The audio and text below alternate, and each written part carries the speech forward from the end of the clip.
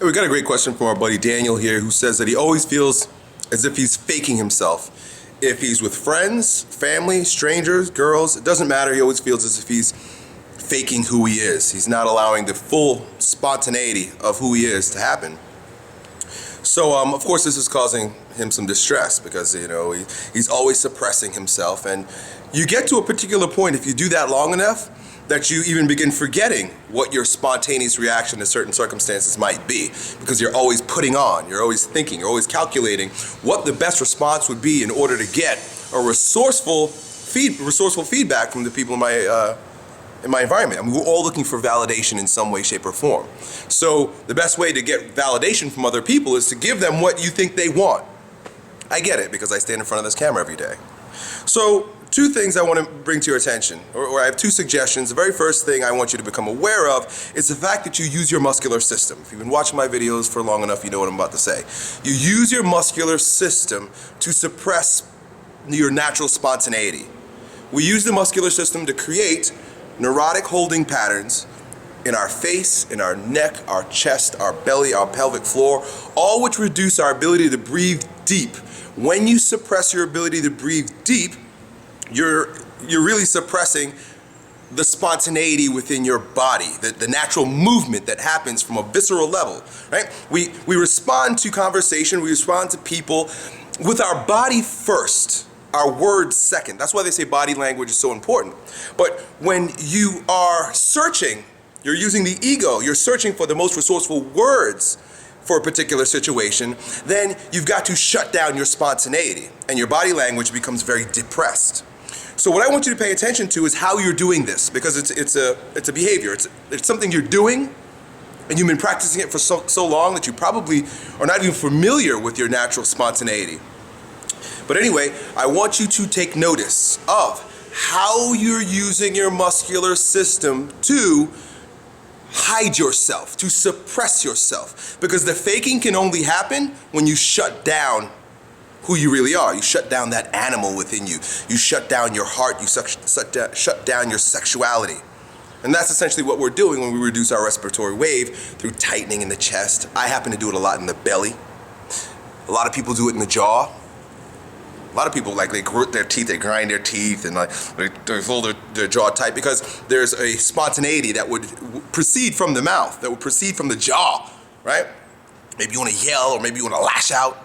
But you can't, right? I mean, you can't fucking bite people. So you tighten your jaw. Some people do it in their hands. They do it in their shoulders. A lot of people hike up like this. You'll notice some people, they hold their butt, their anus tight. You call that person a tight ass. Like you almost suck up in your perineum and that air, your sphincter. Take notice. Where do you feel the muscular restriction that you're doing? Remember this. We create our own prisons when you're in these situations. Now, of course, it's going to be difficult, because the tendency is to want to think about, what's the coolest thing that I could say, the most resourceful feedback that I could offer this person, right? Witty. How can I be really witty in the circumstances? But I'm going to ask you, put that away just for a moment. They might think you're weird, but really what you're doing is possessing yourself once again. That's what I want you to learn how to do. Possess. It's called self-possession. And when you possess yourself, you can embody your words. You can embody your communication with other people instead of having to think about it, right? Go to the head, and you'll essentially create a prison for your body and think about the most witty, calculated things that you can offer. So, pay attention.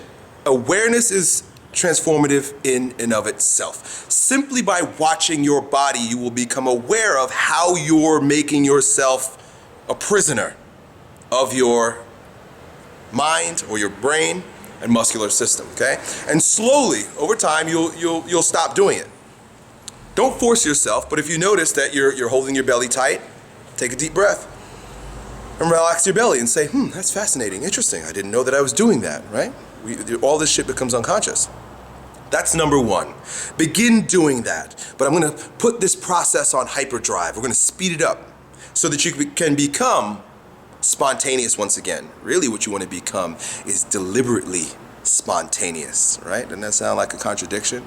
Tender, aggressive? That's really what I'm teaching you. So become tender by watching your body and notice the rigidity in your muscular system. And then begin writing in a journal. Carry it with you and take notice when if obviously you want to wait until you have some time by yourself or sneak off later on. And write what you would have liked to actually say.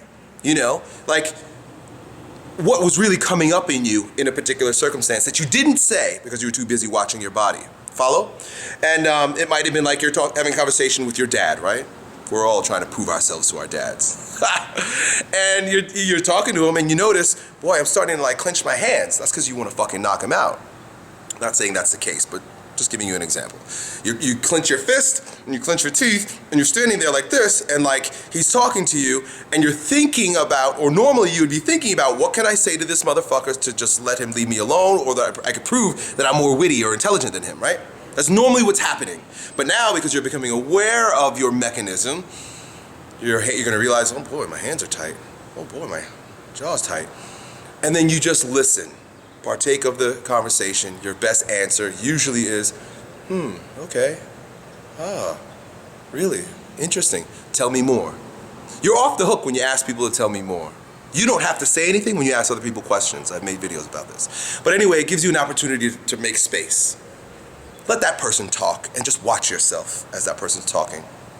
You're also going to notice that there are natural tendencies that want to happen in you. There are natural expressions that want to happen in you, and they're gonna filter through into your consciousness, and later on, you're gonna write it down. Boy, what I really would have liked to say at that particular time when my dad said such and such, or what I really thought about that girl with such and such, she thinks she's hotter than she is, or you go and you write it out in a journal. That way you start coming in touch with your spontaneity. What actually was happening that you began suppressing? You're coming in contact with your ego and your unconscious at the same time. You're letting go of your ego by relaxing your muscular system, and you're becoming very keen to the visceral or spontaneous reaction in your body, and you're writing it out. Does this make sense? I hope you guys follow. We're all doing this on some level. As you become aware of how you are creating a prison for yourself, neurotic holding patterns, which was taught to you. I mean, the world destroys our nervous systems. And come in touch with what's actually, what I really like to say, what is actually spontaneous in me. You're now going to own yourself that much more. And you'll be able to present, as I just described, a form of deliberate spontaneity. It's not censoring yourself like a prison. It's being in touch with how I really feel about this situation, and then finding a resourceful way to express it. Sometimes you find that it's not so resourceful to express it, but you could sit there with a smile on your face and they're gonna wonder, what the fuck is this guy thinking? Got it? Good.